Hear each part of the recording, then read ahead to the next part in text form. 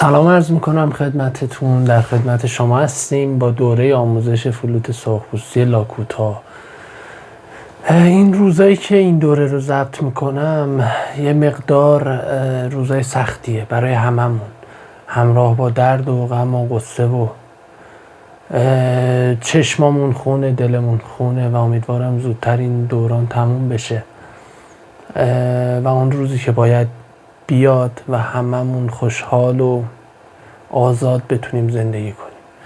بگذاریم بریم شروع کنیم ضبط دوره رو. توی این دوره آموزش فلوت سرخپوستی ما طبق جزوه‌ای که قبلا نوشتیم، جزوه آموزش فلوت سرخپوستی که خودمون نوشتیم، آموزش رو داریم.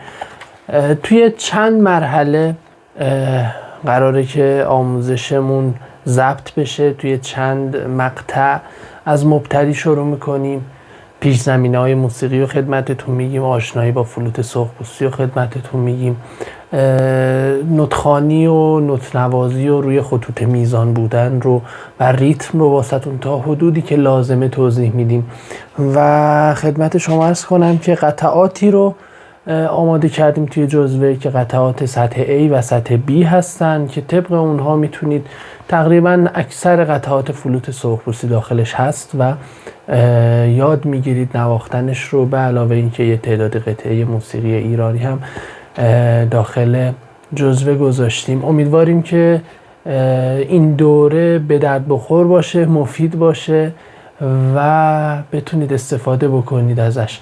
دوره برای کیا ضبط شده؟ برای کسایی که میخوان موسیقی رو یاد بگیرن ولی دنبال یه ساز خیلی سخت و پیچیده نیستن، دلشون میخواد یه ساز ساده داشته باشن، بنوازن، آموزش ببینن و در سطح ساده و به صورت ساده آموزش داده میشه این فلوت و این ساز که بتونید بنوازید، توی همه سنین آموزشش ببینید و یادش بگیرید و لذت ببرید.